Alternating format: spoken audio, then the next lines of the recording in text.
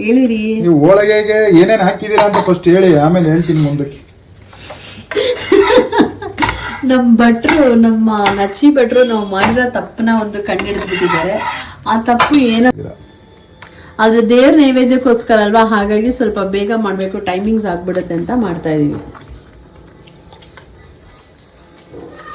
ನೋಡಿ ನಮ್ಮ ಭಟ್ರು ನಾವು ಮಾಡೋ ಕೆಲ್ಸದಲ್ಲಿ ತಪ್ಪು ಕಂಡು ಹಿಡಿಯೋದ್ರಲ್ಲಿ ನಮ್ಮ ಭಟ್ರು ಎತ್ತಿದ ಕೈ. ನಮ್ಮ ಹೆಂಗಸರು ತಪ್ಪು ಮಾಡೋದ್ರಲ್ಲಿ ಎತ್ತಿದ ಕೈ ಆಗೋಯ್ತು, ಮರ್ತೋಗ್ಬಿಟ್ಟಿದೆ. ಹಂಗಾಗಿ ನಮ್ದು ಇವ್ರಿಗೆ ಆವಾಜ್ ಹಾಕೊಂಡು ನೀನು ಟೀಚರ್ ಅಂತ ಟೀಚರ್ಗೆ ಆವಾಜ್ ಹಾಕೊಂಡಿರ್ತೀವಿ. ಟೀಚರ್ ಏನ್ ಹೇಳಿದೆ ಹೇಳಿದ್ರೆ ಯಾರು ಕೇಳ್ತಾರೆ? ಒಂದ್ಸಲ ಹೇಳ್ಬಿಟ್ಟು ಸುಮ್ನೆ ಇರಲ್ಲ ನಿಮ್ ಟೀಚರ್. ಅವರು ಲೆಕ್ಚರ್ ಗಿಂತ ಪ್ರಿನ್ಸಿಪಲ್ ತರ ಟೀಚರ್ ಫೋನ್ ಮಾಡೋ ನೀನು. ನಮ್ ಮೈಸೂರು ಟೀಚರ್ ಸರಿಯಾಗಿ ಟೀಚ್ ಮಾಡಿದ್ದಾರೆ, ಆದ್ರೆ ನಾವು ಮರ್ತೋಗ್ಬಿಟ್ಟಿದೀವಿ. ಅದು ಹೇಳ್ಕೊಟ್ಟಿಲ್ಲ ಸರಿಗಿರೋ ಟೀಚರ್. ನೋಡಿ ನಮ್ ಭಟ್ರು ಕ್ಲೀನ್ ಆಗಿ ಏನೋ ಹೋಳಿಗೆ ತಟ್ತಾ ಇದ್ದಾರೆ.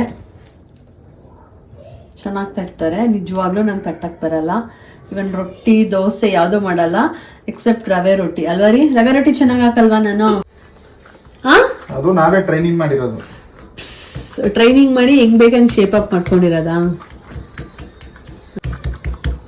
ನೋಡಿ ನಮ್ಮ ಟ್ರೈನರ್ ಬಂದ್ರು, ನಮ್ಮ ಪ್ರಿನ್ಸಿಪಲ್. ಒಬ್ಬಟ್ಟು ಮಾಡೋದಾ? ತೆಂಗಿನಕಾಯಿ ಹಾಕಿಲ್ಲ ಅಂತ ನಮ್ಮ ಮನೇಲಿ ದೊಡ್ಡ ಜಗಳ ಆಗ್ತಾ ಇದೆ, ವಾದ ವಿವಾದ. ಕೇಳಿ ನಮ್ಮ ಅತ್ತೆ ಬಂದ್ರು, ಹೇಳ್ತಾ ಇದಾರೆ ಕಾಯಿ ಹಾಕ್ತೆ ಒಬ್ಬಟ್ಟು ಮಾಡ್ತಾರ ಅಂತ ಹೇಳಿ. ಪ್ರಿನ್ಸಿಪಲ್ ಹೋಗ್ತಾ ಇದಾರೆ ಆ ಕಡೆ.